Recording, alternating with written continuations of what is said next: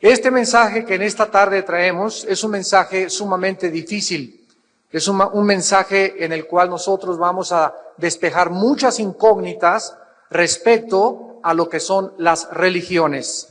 Y para que podamos nosotros comenzar en esta mañana a entender la diferencia, la enorme diferencia entre las religiones y el cristianismo, necesitamos remontarnos desde el origen de la creación del universo en las páginas de las Sagradas Escrituras.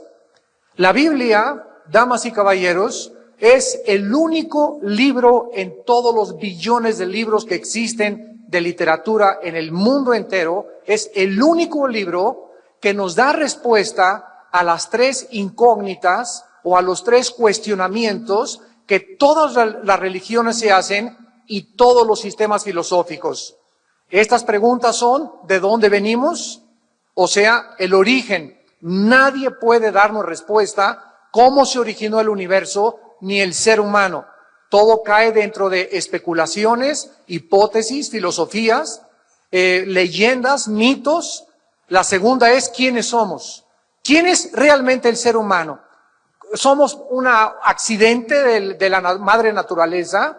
¿Estamos aquí solamente por una obra fortuita donde no tenemos un propósito ni un destino? ¿Realmente venimos de los animales? ¿No hay diferencia entre nosotros y la creación animal? Y la tercera pregunta es: ¿hacia dónde nos dirigimos? Desde el principio de la humanidad, la Biblia dice que Dios creó al hombre a su imagen y semejanza. ¿Qué significa esto? Que Dios es espíritu. Cuando Dios envió a su Hijo hace 2000 años, Jesucristo, Él dijo claramente: mi Padre es espíritu y los que le adoran es necesario que en espíritu le adoren. Entonces, Dios nos crea a su imagen y semejanza como seres espirituales. Esto es, nos crea con la facultad o la capacidad de poder relacionarnos con Él. Los changos, las jirafas, los hipopótamos, el reino animal no tienen ningún contacto, ni tampoco tienen la eternidad dentro de su alma. Dios nos creó diferentes de los seres humanos para que nosotros tuviésemos una conciencia de que no somos el resultado fortuito o accidental de la naturaleza, sino que tenemos una misión en esta vida y que Dios quiere que nosotros le conozcamos, le podamos adorar y le podamos servir. Esto es a través del espíritu original que Dios puso en el ser humano. Para concluir esta frase, podemos decir que somos un espíritu, tenemos un alma y vivimos dentro de un cuerpo. Otra vez, somos espíritu principalmente, es el principal componente del ser humano. En segundo lugar, tenemos un alma que es el asiento de las emociones, los sentimientos, la voluntad, el intelecto, es tu ego, es nuestro yo. Y todo esto vive encapsulado dentro de un cuerpo que es la botella o la parte externa del ser humano. Los psiquiatras, los psicólogos han tratado de ayudar al ser humano a través de la psique o solamente en el área del alma. Pero la Biblia nos dice que el problema humano trasciende totalmente la psique y el alma, porque la raíz del problema del ser humano no se encuentra en su mente, sino en su espíritu. Y como ningún libro, ni el Ramayana, ni el Popo, ni los Vedas, ni el Tripitaka de Buda nos dicen quiénes somos, el ser humano anda vagando, repito, buscando de filosofías en filosofías, de gurús en gurús, para poder encontrar la respuesta a estos cuestionamientos. Pero la Biblia nos dice también que Dios creó al ser humano con libre albedrío. ¿Qué significa esto? Que no eres un robot. No fuimos creados con una cuerda para que adoráramos y le dijéramos a Dios: te amo, te amo, te amo, sino que Dios puso dentro de nosotros la capacidad para que nosotros eligiésemos, para que pudiésemos determinar nosotros entre el bien y entre el mal. Dios le dijo a Adán y Eva, a la primer pareja en el huerto del Edén: ustedes no son dioses, ustedes no son autónomos, ustedes tienen que depender de su Creador. Y les delimitó, puso una línea divisora que no podían atravesar, porque el ser humano ha confundido la libertad con el libertinaje. Una cosa es que seamos libres y otra cosa es que abusemos de esta libertad. Es precisamente el abuso de esta libertad lo que dio origen a la entrada de la maldad en el universo. ¿Qué cosa es la maldad? Tampoco nadie la puede definir más que la Biblia. La maldad es el abuso de la libertad de las criaturas que Dios creó. Dios nos pudo haber creado sin la capacidad de elegir, vuelvo a repetir, como robots, pero Dios quiso que nosotros pudiésemos determinar en la corta vida que tú tienes y en la corta vida que yo tengo, el cielo o el infierno, porque después de esta vida no lo acaba todo, como lo vamos más adelante a comprobar. El ser humano, pues, se rebeló contra su creador y se levantó una barrera entre el creador y la raza humana que Shakespeare le llamó el defecto trágico, Carlos Marx le llamó la lucha de clases, Sigmund Freud el medio ambiente, y así todos han tratado de explicar el mal del ser humano. ¿Por qué? En más de 6,000 años de historia, el Instituto para la Investigación de la Paz en Suecia, Estocolmo, ha concluido que ha habido 25 años de paz. O sea, la historia del ser humano son historias de guerras continuas unos contra otros, blancos contra negros, negros contra blancos, anglosajones contra asiáticos, y así estamos en el siglo XXI al borde de una tercera guerra mundial. El ser humano tiene un problema bastante crónico, bastante grave, que todos quieren ignorar, que la Biblia le llama pecado. Y este pecado es la enfermedad, es una maldición que tú traes y que yo traigo desde el principio de la creación, cuando el ser humano rechazó a Dios. En ese momento algo se levantó, repito, entre Dios y la criatura, que la Biblia le llama pecado. En otras palabras, morimos espiritualmente. La palabra muerte en la Biblia no significa cesar de existir. La palabra muerte en la Biblia significa simplemente separación. O sea, el ser humano en su espíritu se fundió el foco y nacimos con alma y con cuerpo, y estamos conscientes de nuestra vida biológica, de nuestra vida a través de los 5 sentidos, que son las 5 ventanas del alma, pero el ser humano, por traer la imagen y semejanza de Dios en su corazón, el ser humano quiso entonces sustituir e inventar la manera de otra vez regresar a su creador, de volver a establecer la comunicación con Dios a través de las religiones. ¿Qué cosas son, pues, las religiones? Todas, sin ninguna excepción, el intento humano de tratar de volver a comunicarse con su creador a través de 2 medios, que son los 2 factores comunes denominadores de todas las religiones: las buenas obras y los sacrificios. Llámese el Islam, judaísmo, zoroastraísmo, la religión que tú me quieras nombrar, testigos de Jehová, mormones, que pare de sufrir, la secta de los unitarios, de los munis. Todas las religiones, damas y caballeros, se caracterizan porque todas enseñan que debemos hacer algo. Ve a tu religión a misa de 11 a 12, ve y ponte ceniza, cumple con esto, vete a la Meca, vete a la ciudad de Medina, haz peregrinaciones. Todas enseñan de diferentes formas obras y sacrificios. Vete de rodillas, golpéate la espalda para poder otra vez reintegrarte a tu Creador. Cuando Jesucristo bajó al mundo, se encontró con una mujer en el capítulo 4 del Evangelio de Juan. Y esta mujer, a esta chulis, le decían la prostituta. Llevaba 5 matrimonios. Y con el hombre con el cual estaba viviendo cuando se encuentra Jesucristo, era su amante. O sea, una mujer degradada moralmente. Pero eso sí, era una mujer muy religiosa. Se santiguaba, traía sus cosas personales religiosas, pero vivía una vida totalmente inmoral. Cuando Cristo se encuentra con esta mujer en Samaria, los samaritanos no se llevaban con los judíos. Había un abismo entre ellos, étnico, de prejuicios sociales.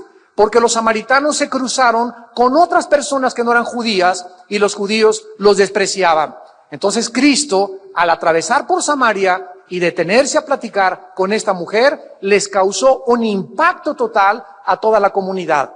Y dice la Biblia en el versículo 16, que Jesucristo, al encontrarse con esta mujer, le dice: llama a tu marido y ven acá.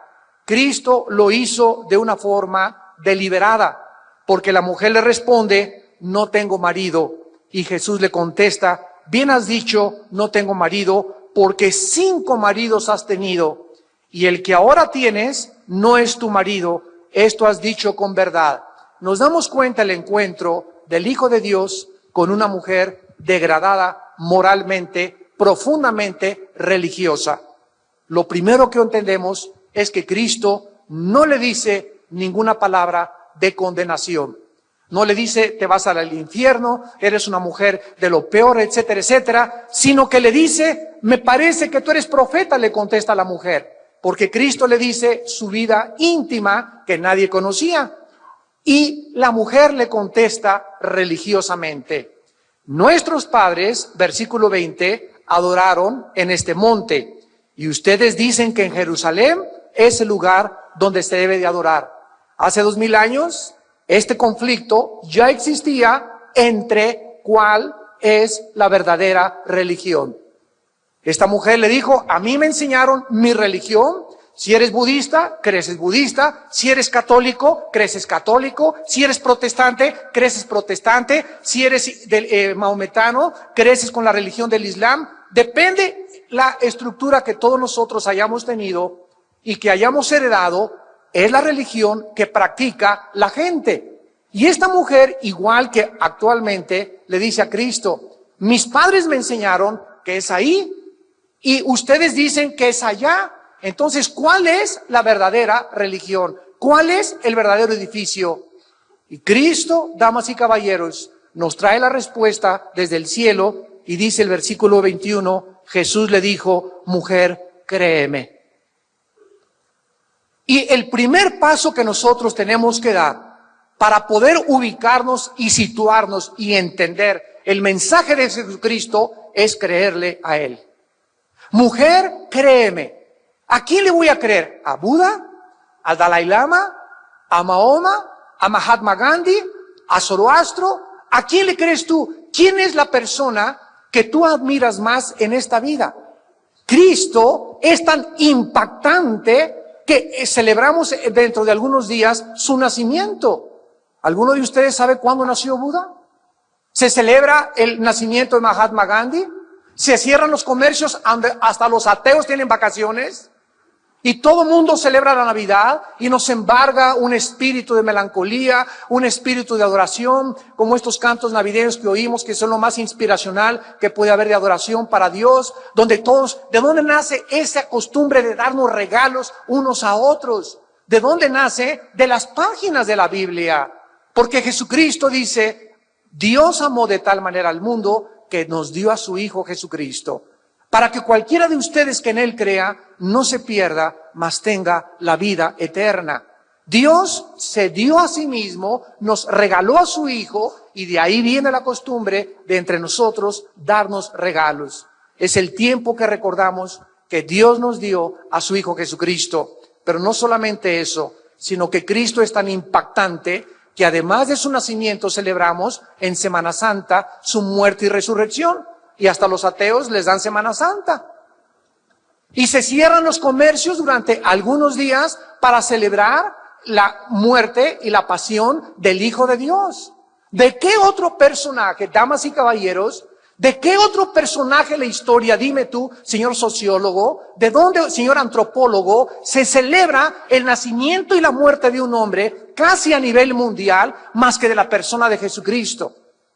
Pero no solamente nos quedamos ahí, sino que Cristo es tan impactante como un personaje en la historia que la misma historia la contamos a partir de su nacimiento. Y ahora nos encontramos el día 16 de diciembre del año de 2006. ¿Desde cuándo estamos contando esta fecha de Cristo a nuestros días? Y de Cristo hacia atrás es antes de Cristo y después de Cristo. Una persona una vez en la televisión me dijo, yo tengo hasta dudas que Jesucristo haya existido. Y le dije, ¿qué fecha es su cumpleaños? Pues el 3 de mayo de no sé qué cosa. Y le dije, ¿y desde cuándo cumple usted su cumpleaños? Y me dice, después de Cristo. Es increíble cómo la gente puede hablar tantas sandeces cuando estamos marcados históricamente mediante el nacimiento y la muerte del Hijo de Dios. Entonces Cristo comienza diciéndole a la mujer, créeme, y todos nosotros tenemos la misma oportunidad también. Yo antes de ser cristiano heredé la religión que todos hemos heredado porque nos las han transmitido nuestros padres. Y recuerdo cuando una persona me dijo, Armando, si tú te vas al infierno, no le vas a decir a Dios, es que esta es la religión, porque tenemos la responsabilidad, todos delante de Dios, de buscar por nosotros mismos, porque Dios no tiene nietos, ni tiene sobrinos, tiene solamente hijos e hijas.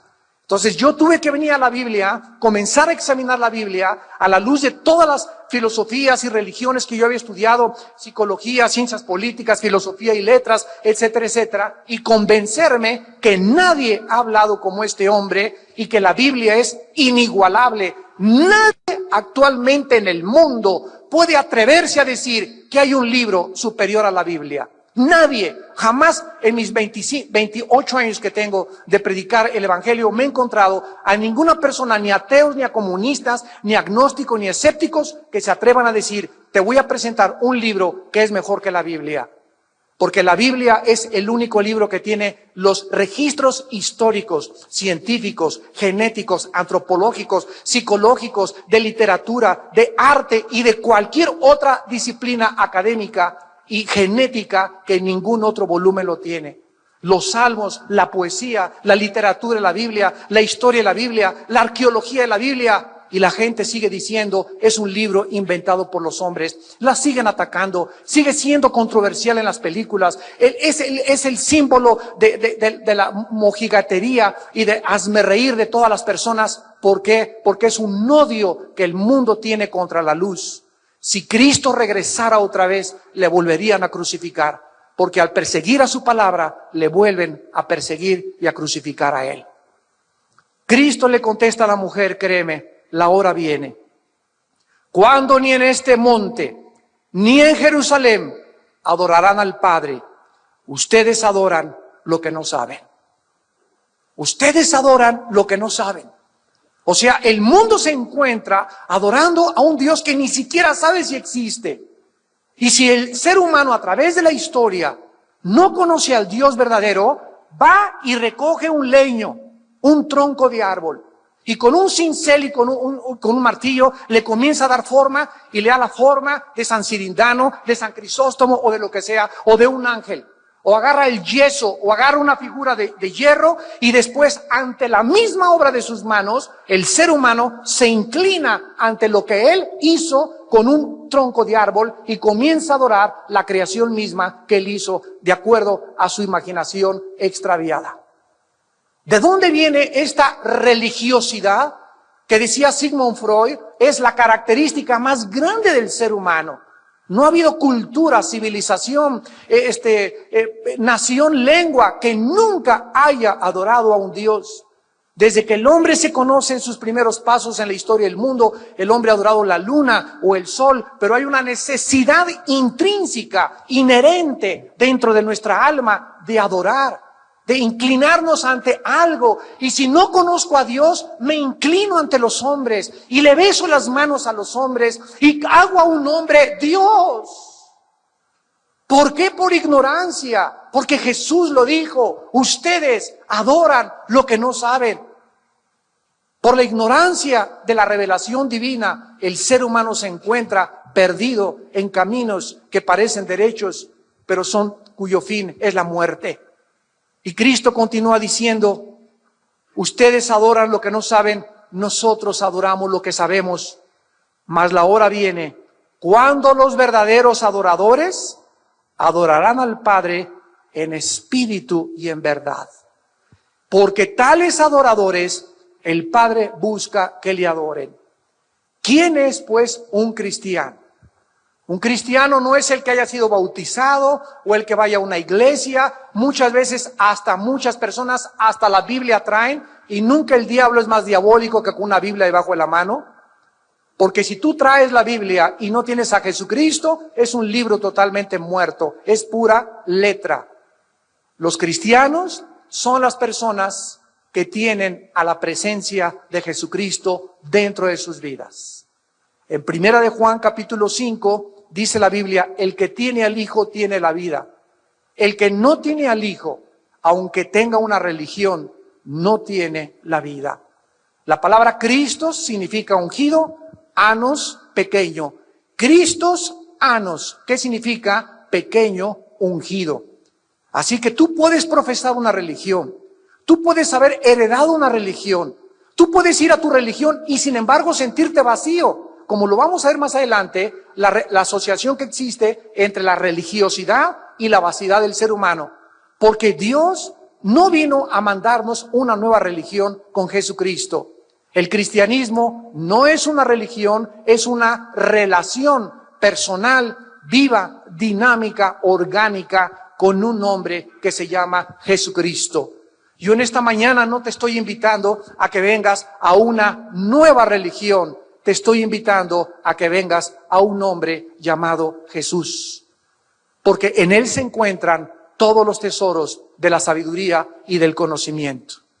Más adelante el apóstol Pablo, en el libro de los Hechos, capítulo 17, se encontraba en la cuna de la filosofía griega. En los tiempos del apóstol Pablo había un gran filósofo llamado Zenón, y tenían dos escuelas o dos corrientes que se derivaban de Zenón, que eran los estoicos y los epicúreos.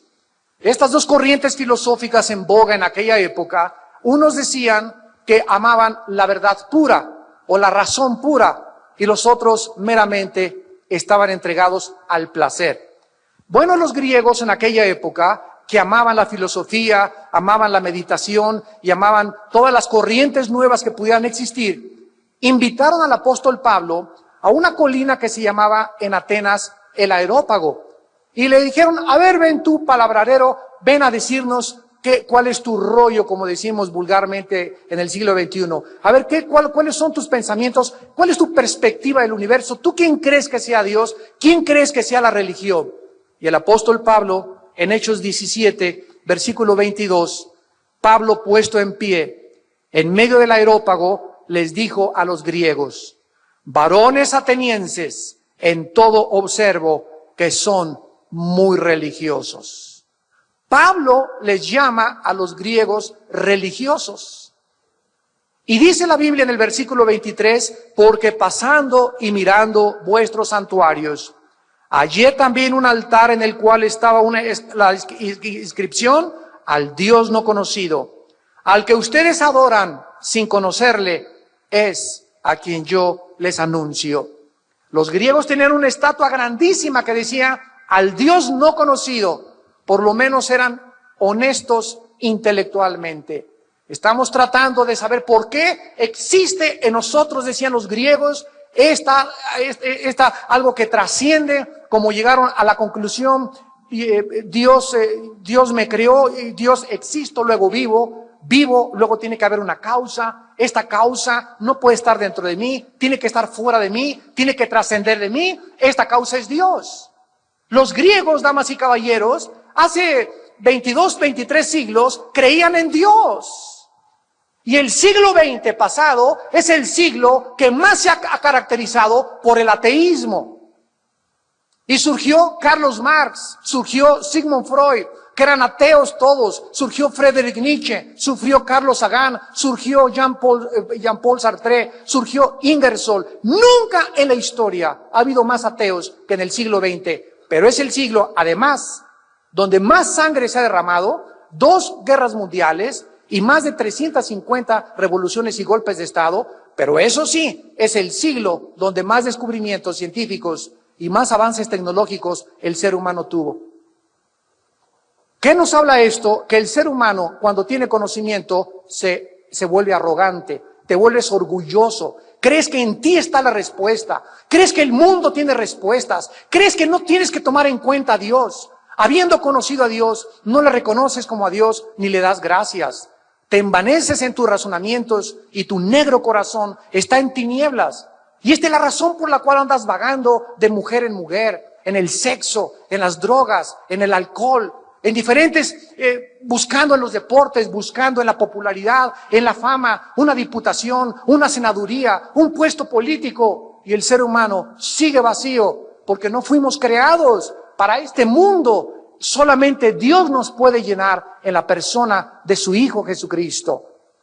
Pablo continúa diciéndoles, yo les anuncio al que ustedes no conocen, y vean ustedes lo que la Biblia dijo hace 2000 años del Dios verdadero, el Dios de la Biblia, el único y verdadero Dios, el Dios que hizo el mundo y todas las cosas que en él hay, siendo Señor del cielo y de la tierra, no habita en templos hechos por manos humanas. El Dios de la Biblia no se le puede confinar a un edificio de yeso, de cemento o de cartón. Yo recuerdo todavía cuando mi abuela materna nos llevaba a nuestra iglesia. Y al llegar a la iglesia, éramos niños, a pellizco nos llevaban, ¿verdad?, en aquel tiempo, y entrábamos y me decía, shh, aquí está Dios. Y al entrar a la iglesia, ahí sí nadie podía decir nada, todo un ambiente de meditación, de recogimiento, y al salir de la iglesia, ¡viva Zapata! O sea, solamente teníamos ganas de orar, ¿y a dónde íbamos? No oraba en Chapultepec, ni oraba junto a mi cama, teníamos que ir a la iglesia, y ahí había reclinatorios para arrodillarnos, porque nos enseñaron de que ahí estaba Dios, en la iglesia, y la Biblia dice lo contrario. Damas y caballeros, dice Jesús, créanme, a mí, no a tu abuelita. Ni en lo que los hombres nos han transmitido a través de tradiciones. Ese es el dilema en el cual tú te enfrentas en esta mañana al escuchar el evangelio de la gracia de Dios. ¿A quién le vamos a creer? El Dios que habita en el cielo no habita en templos hechos por manos humanas, ni es honrado por manos de hombres como si necesitara de algo, pues Él es quien da a todos la vida y el aliento y todas las cosas. Y nos acostumbraron a que le lleváramos una veladora, a que le lleváramos esto, a que le entregáramos esto. Y la Biblia dice, esto Dios no nos los ha pedido. No hay nada que le podamos dar a Dios que le pueda agradar a Dios, porque la Biblia dice que la única forma de agradar a Dios es a través de creerle a su Hijo Jesucristo. Creer en Dios, crean también en mí, dijo Jesucristo, en la casa de mi Padre muchas moradas hay. Voy a preparar lugar para ustedes, para que donde yo estoy, ustedes también estén. Y si me fuere y os preparar el lugar, vendré otra vez y os tomaré a mí mismo, porque yo soy el camino, la verdad y la vida. Y Pablo continúa diciéndoles, y de una sangre ha hecho todo el linaje de los hombres para que habiten sobre la faz de la tierra. Y les ha prefijado el orden de los tiempos y los límites de su habitación. Escúchenme, médicos, escúchenme, científicos. Estamos hablando algo escrito hace 2000 años.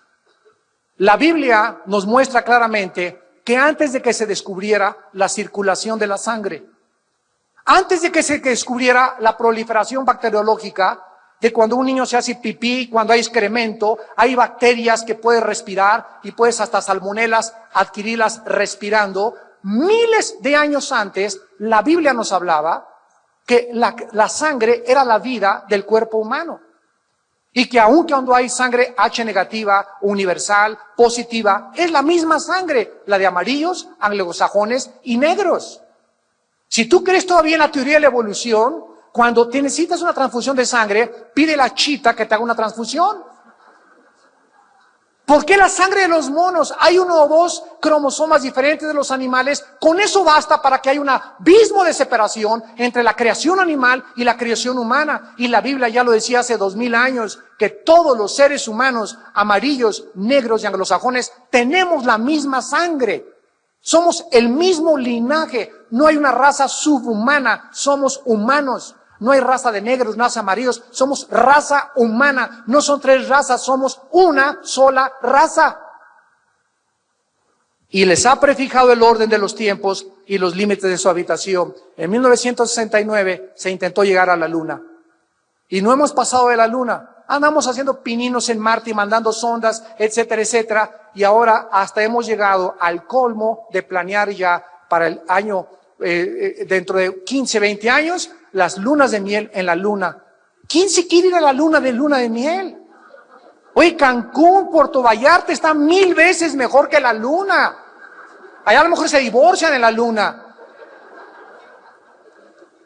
Dios lo estableció, señores astronautas, hace 2000 años, que el ser humano no iba a pasar, nos prefijó el orden de los tiempos y los límites de nuestra habitación.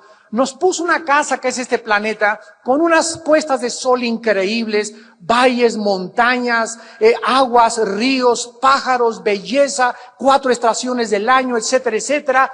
¿Por qué nos queremos salir arriba y por qué queremos sumergirnos a una Atlántida, inventar una ciudad y meternos ahí cuando tenemos un planeta que en el sistema solar es absolutamente inigualable? Porque el hombre nunca está conforme con lo que tiene.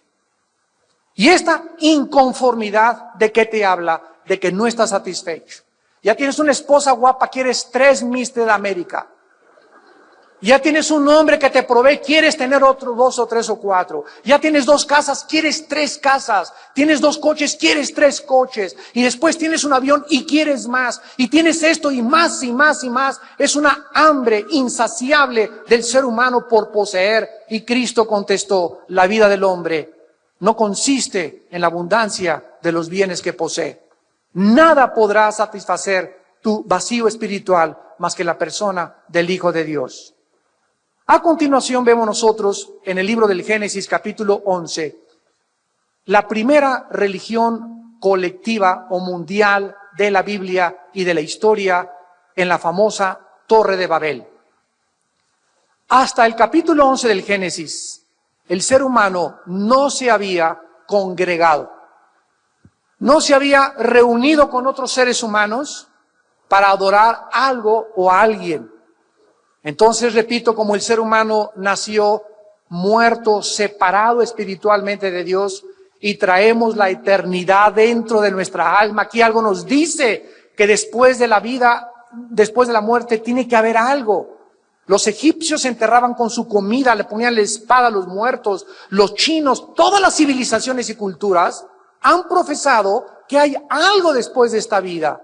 Y este es el dilema del ser humano, que no sabe qué es lo que hay después de esta vida. Gracias a Dios que hay un hombre que ya estuvo muerto y fue sepultado y resucitado a los 3 días. Y después de regresar de la muerte, nos dice que Él es la resurrección y la vida. Y que si Cristo resucitó, entonces sí hay resurrección de muertos. Sí hay una vida después de la vida esperándonos. Somos peregrinos por este mundo nada más. Y tenemos que creer las palabras de Cristo para que tú puedas salir por esta puerta en esta mañana con una esperanza que tal vez nunca te imaginaste que iba a comenzar a nacer en tu corazón en este momento. En Génesis 11 se levantan una torre y dicen los seres humanos por primera vez en la historia, versículo 4, edifiquémonos una ciudad y una torre cuya cúspide llegue al cielo, y hagámonos un nombre, por si fuéramos esparcidos sobre la faz de la tierra. Aquí encontramos la primera rebelión masiva en contra del Creador. Aquí encontramos el origen masivo de las religiones a través de la historia. Hagámonos un nombre. Entre nosotros juntémonos y levantemos al ser humano. Y esto se llama en la filosofía el humanismo. No lo confundas con el humanitarismo. El humanismo es, en el principio el hombre hizo los cielos y la tierra. El hombre es el centro de la creación. El hombre es capaz de resolver todos sus problemas. El hombre tiene la capacidad, no las Naciones Unidas, si nosotros vamos a resolver los problemas económicos y políticos de la humanidad. El hombre podrá acabar con las guerras. Viene el siglo de oro o los ovnis van a venir a rescatarnos.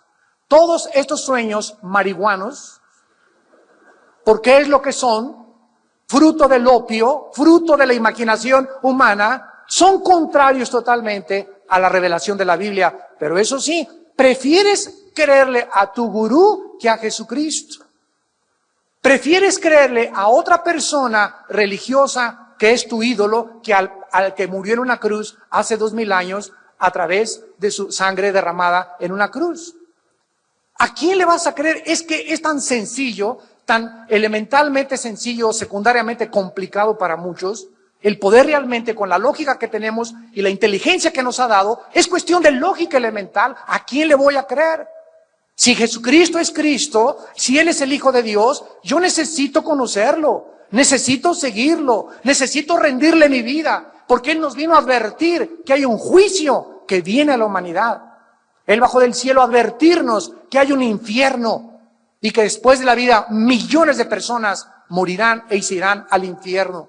Eso no importa si lo creas o no lo creas, porque eso no deja de ser verdad. Yo no te voy a decirte, te voy a creer porque no lo crees o porque eres escéptico. Cristo lo dijo y me basta. Y si Él es la autoridad con la que Él vino a hablarnos y decirnos el futuro de nosotros, entonces es necesario que en esta mañana le consideres como tu Señor y como tu Salvador.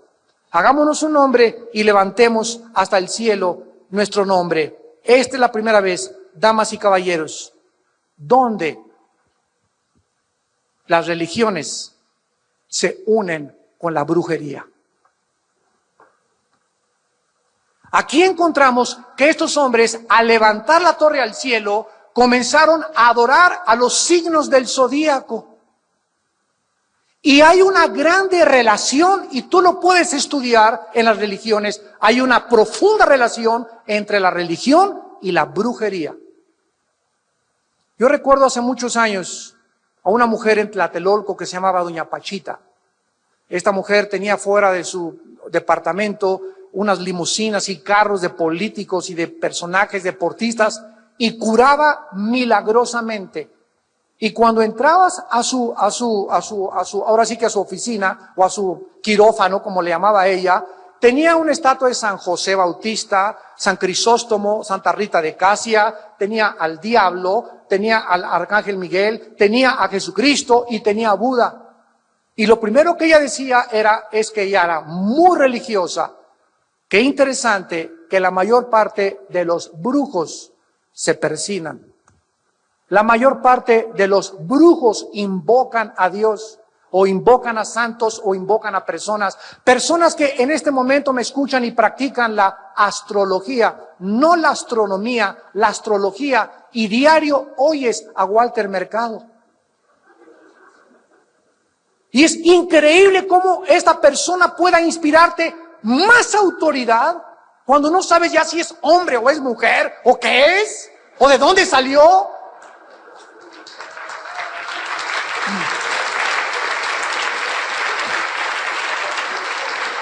Damas y caballeros, ¿de qué nos habla esto? ¿De qué nos habla esto? Al grado de estupidez a la que el ser humano ha llegado. Intelectualmente es increíble. Personas cultas, personas estudiadas. Cuando Hitler engañó a Alemania, no engañó a 85 millones de indígenas, ni desletrados ni desilustrados, como decía Cantinflas. Eran 85 millones de alemanes, abogados, licenciados, químicos, físicos, matemáticos, que fueron engañados y creyeron que el Tercer Reich o el Tercer Imperio duraría 1000 años. Yo oigo ahorita un político que me diga, mi imperio va a durar 1000 años, y voy a decir, tómate tu chocho. ¿Cómo puede el ser humano tener una capacidad de creer más fácil a un gurú?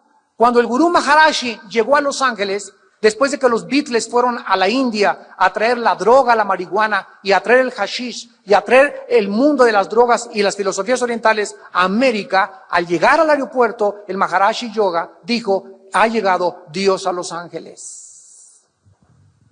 El Dalai Lama le dijo al Papa Juan Pablo II en 1994 que él era Dios.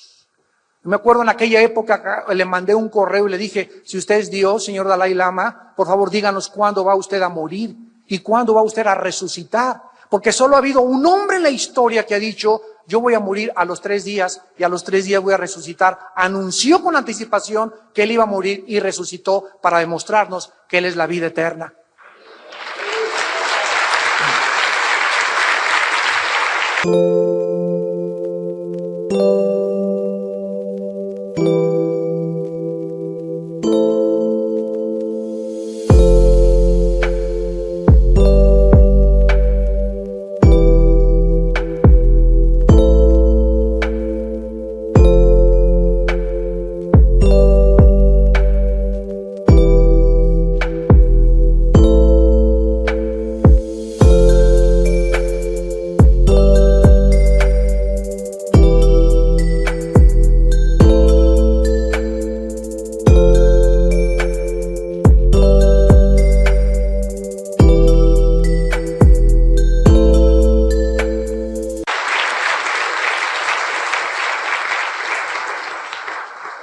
Y en penúltimo lugar, nosotros encontramos después de esta profecía de el capítulo 11 del Génesis, donde se asocia la religión con la brujería. Qué interesante que haya esta estrecha relación. Esto se llama en la teología sincretismo. Sincretismo, la unión o la mezcla de la religión con la brujería. Cuando llegaron a conquistar a las Américas, aquí también en México, ¿verdad? Cuando llegaron los religiosos de España, aquí había un ambiente de paganismo, de brujería, igual que en Estados Unidos, los indios, los sioux, los cherokees, todos ellos adoraban a los espíritus y se comenzaron a mezclar la religión que llegó de Europa con el paganismo y ahora es una mezcla de brujería con religión. Y la Biblia nos muestra hasta qué grado el ser humano se ha confundido. Y en penúltimo lugar, en el libro del Apocalipsis capítulo 17, la Biblia termina profetizando que antes de la segunda venida de Jesucristo surgirá una religión mundial. Hace algunos años surgió un movimiento filosófico llamado la Nueva Era. Y una de las cosas más extrañas que están sucediendo en los últimos 10 años en el mundo es que de alguna forma las religiones, llámense brujos, llámense maometanos, llámense musulmanes, llámense judíos, etcétera, etcétera, se están juntando los líderes, archimandrita griego, etcétera, etcétera, se están juntando entre todos, junto con otras religiones, para poder hacer una sola religión bajo una bandera. Cristo dijo que fuéramos uno, unámonos, porque todas las religiones llevan a Dios. ¿Es esto lo que dice la Biblia? Que todas las religiones llevan a Dios. ¿Quién acuñó esta frase? ¿Quién la inventó? De que todas las religiones llevan a Dios. Es lo mismo de que todas las carreteras llegan a Acapulco. Hay una autopista y una carretera vieja, discúlpame, pero no todas llevan al mismo lugar. No es cierto que todas las religiones llevan a Dios, de acuerdo a Jesucristo. Cuando yo leí Juan 14:6, hace muchos años, en la Biblia, Jesucristo dijo, yo soy el camino, la verdad y la vida, me encontré con un dilema, damas y caballeros. Me encontré con un hombre que me decía, yo soy el único camino. Un camino en la Biblia es salir de un punto y llegar a otro punto. Y todos sabemos que todos nacemos para morir, todos nosotros. Y todos tenemos, antes de la muerte, unos andan extraviados, otros por una filosofía, otros por una religión. Dice la Biblia, como ovejas descarriadas, todos nosotros nos apartamos del camino de Dios. Y llega el Hijo de Dios hace 2000 años y nos dice, vengo a meterlos al corral. Vengo a que ustedes me sigan a mí. Yo soy el buen pastor. Y el buen pastor su vida da por sus ovejas. Mis ovejas oyen mi voz y me siguen. Los que no son mis ovejas siguen a la voz del extraño, del ladrón y del salteador que ha venido a engañarlos diciéndoles que es un líder religioso. Cristo nos dice que Él es el único Mesías. El único líder religioso entre las religiones falsas que hemos inventado todos nosotros, a quien debemos de creerle y a quien debemos de seguir. Y tú vas a escogerlo en esta mañana. Y cuando Jesús dice, yo soy la verdad, ¿saben ustedes qué implica esta declaración, señores filósofos? Implica que la verdad no es un conjunto de reglas o filosofías o temas o hipótesis. La verdad es un hombre. La verdad no son declaraciones de pensamiento de la perspectiva que tú tienes del ser humano. La verdad está en un hombre que se llama Jesús. Y la palabra verdad, interesante en el griego, la palabra aletinos, significa la realidad en contraste con la apariencia.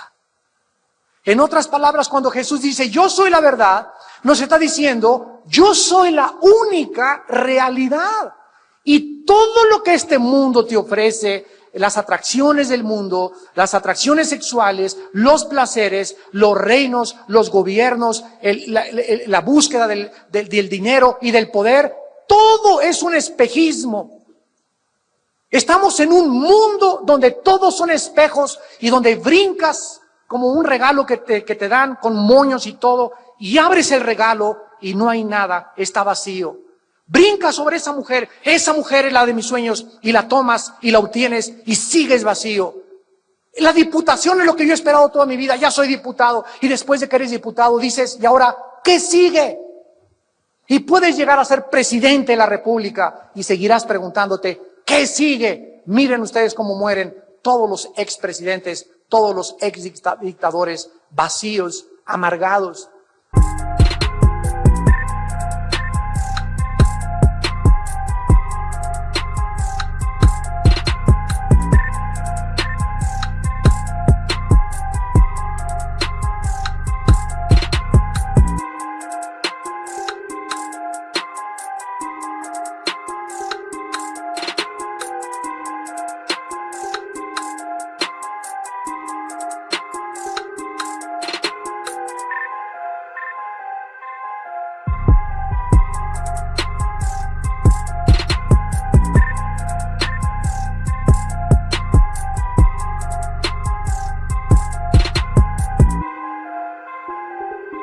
Lamentándose, separados, con las familias deshechas totalmente, hombres reconocidos ante el mundo, pero hombres moralmente destruidos, porque el tesoro más grande que la Biblia dice que Dios nos ha dado es nuestra familia.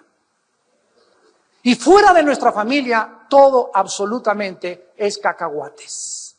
No sirve absolutamente, porque es lo más grande que un hombre pueda tener, a su familia. Y amar a una sola mujer y amar a sus hijos y darle ejemplo a su familia y a sus hijos de que la familia es el fundamento de nuestra sociedad. Esta es la razón por la cual la familia está siendo atacada diabólica desde el infierno, para que ahora se conjunten los matrimonios gays y se les otorgue a las parejas, hombre con hombre, mujer con mujer. La Biblia dice que esto es abominación a los ojos de Dios. Y en Apocalipsis 17, la Biblia se termina mostrándonos a una religión simbolizada por una mujer. ¿Por qué representa esta mujer a un sistema religioso? Porque en la Biblia las relaciones sexuales y la unión entre un hombre y una mujer es el símbolo y la representación más grande de Cristo y su iglesia.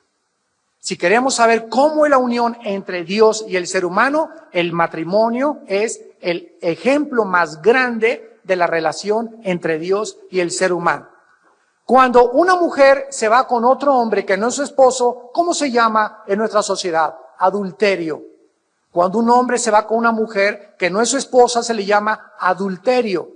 Y cuando un cristiano o cuando el ser humano se aparta del verdadero Dios y se va tras dioses ajenos, en la Biblia se le llama adulterio espiritual. Entonces, así como hay adulterio físico, hay adulterio en la Biblia espiritual. Y comienza el Apocalipsis 17 diciendo estas palabras. Vino uno de los 7 ángeles que tenía las 7 copas y habló conmigo diciéndome, ven y te mostraré la sentencia contra la gran ramera, la que está sentada sobre muchas aguas, versículo 18. La Biblia nos interpreta y nos dice quién es esta mujer. La mujer que has visto es la gran ciudad que reina sobre los reyes de la tierra. Entonces tenemos aquí a un sistema religioso asentado sobre una ciudad.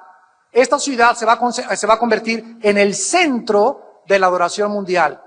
Y la Biblia, interesantemente, nos muestra que Irak, que acaba de resurgir en la década de los 90, antes de los 90, hicieron una encuesta en Estados Unidos a los estudiantes de universidad, ¿dónde estaba Irak? Y contestaron que junto a Chalma. Que a un lado de las Islas Malvinas. Pero de los 90 de la guerra del Golfo Pérsico a nuestros días, Irak volvió a resurgir y ahorita todavía todos los días encabeza todos los periódicos. Y es interesante que la Biblia nos muestre que Irak, que era la Babilonia antigua, donde se levantó la Torre de Babel, antes de que venga Cristo, volvería a ocupar un lugar preeminente en el escenario mundial de las naciones. Y esta gran ramera que representa esta ciudad, dice el versículo 2, los reyes de la tierra han fornicado con ella y se han embriagado con el vino de su fornicación. Esto nos muestra claramente de qué forma Babilonia estuvo dominada por el ocultismo, donde fue la Torre de Babel. Ahí estaba el jardín del Edén, en Irak. Ahí en Irak fue donde estuvo la primer pareja humana, Adán y Eva. Ahí en Irak es la cuna de la civilización, de acuerdo a la Biblia.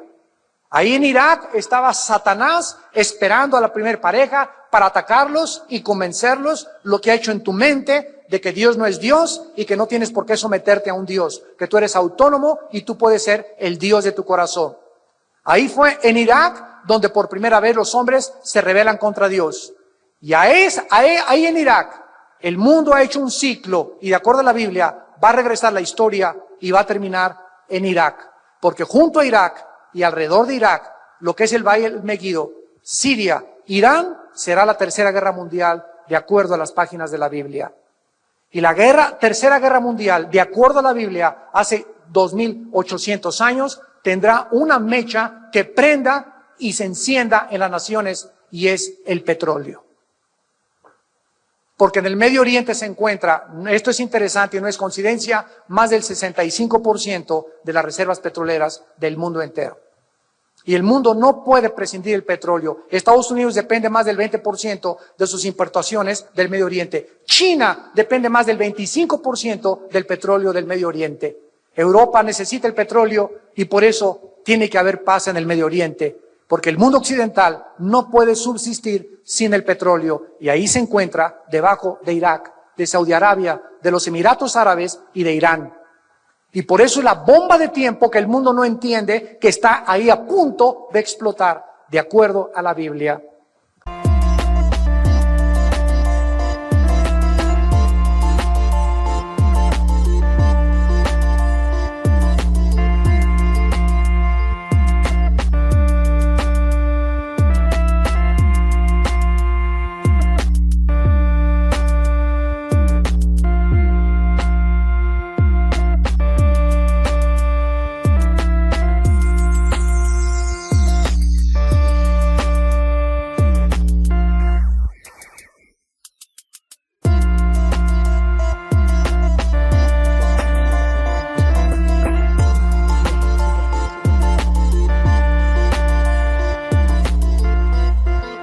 Estas religiones que nacieron en Irak, en Babilonia, fueron controladas por los astrólogos, por los tatarabuelitos de Walter Mercado.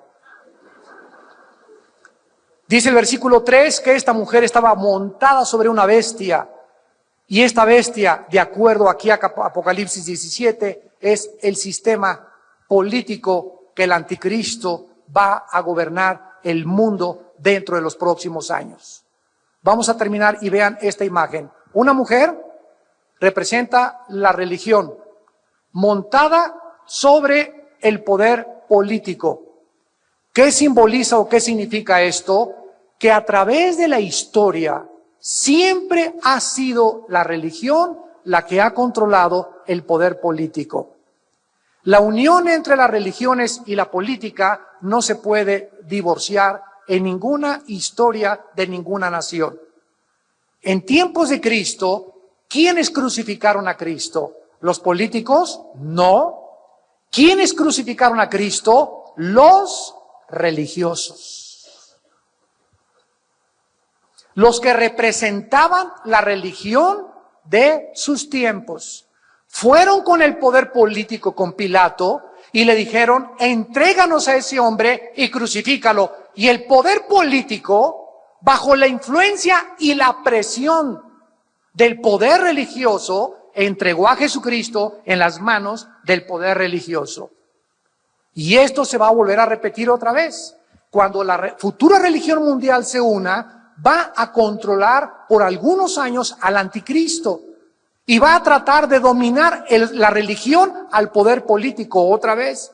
Pero más adelante dice que el poder político se va a deshacer del poder religioso. Y entonces lo que siempre ha sucedido, cuando el poder político obtiene de la religión lo que a sus intereses le conviene, ya no los necesitan ni tampoco los vuelven a usar. Porque es la forma de llegar al poder, a través del poder religioso. Qué dura palabra es esta de oír, pero es la palabra de Dios.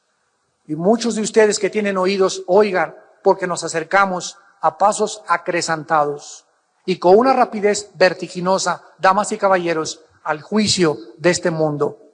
La Biblia dice que Dios te ama, pero hay una barrera entre tú y Dios que se llama el pecado. Y ese pecado tú tratas de limpiar tu conciencia con tu religión, pero tú sabes en tu conciencia que no tienes paz, que te sigue atormentando los abortos que tuviste. Tal vez asesinaste en el pasado, tal vez enterraste a tu abuelita en el jardín de tu casa, tal vez mataste a tus hijos en el pasado, tal vez llevas 5 divorcios o 7 divorcios. ¿Saben ustedes que Jesucristo nos vino a traer buenas noticias? ¿Y saben cuál es el mensaje de Jesucristo? He venido a buscar a los enfermos, no a los que no tienen necesidad de médico. Y si tus pecados fueran tan negros como el carbón, bajo mi sangre volverán a resplandecer como la nieve. En la sangre de Cristo hay perdón de pecados. Dios manda a su Hijo con un mensaje de advertencia porque viene el juicio. Y el mensaje es: arrepiéntete de tus pecados. Cambia tu manera de pensar respecto a la vida, respecto a Dios, respecto a tu familia. Tienes que transformarte en una nueva criatura, y eso tu religión no lo va a poder lograr, solo la persona del Hijo de Dios. Si tú le das cabida en tu corazón en esta mañana, si tú le abres tu vida, si lo invitas a tu matrimonio, a tu familia, con tus hijos, porque solo Él tiene el poder de transformar y cambiar nuestra vida en una vida nueva. ¿Cuántos de ustedes quisieran en esta mañana entregarle, abrirle su corazón a Jesucristo y comenzar ya no una nueva religión, sino una nueva relación personal, íntima, donde vas a descubrir, leyendo la Biblia, que Él se va a manifestar a ti? Tú vas a descubrir que Él vive. ¿Qué hizo que los cristianos se enfrentaran al César y le dijeran: tú no eres Dios? Quémenlos, échenlos a los leones. El circo de romano en Roma se encuentra todavía salpicado por la sangre de los mártires. Eran hombres y mujeres que estuvieron dispuestos a tomar como basura el mundo entero por las palabras de aquel que les dijo: yo soy la resurrección y la vida. Si ustedes creen en mí, no morirán eternamente. Yo soy el camino, la verdad y la vida. Yo soy el pan que descendió del cielo. Yo soy la luz del mundo. El que me sigue no andará en tinieblas. Yo soy el buen pastor, nada te faltará. En lugares de delicados pastos te haré descansar, confortaré tu alma. Te guiaré por sendas de justicia, por amor de tu nombre. Y aunque andes en valles de sombras y de muerte, no volverás a tener miedo, porque yo estaré contigo. El bien y la misericordia te seguirán todos los días de tu vida, y algún día después de tu muerte morarás a mi lado.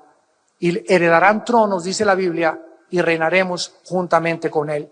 ¿A quién le vas a creer en esta mañana? Les pido por unos instantes a los que gusten que inclinen su cabeza.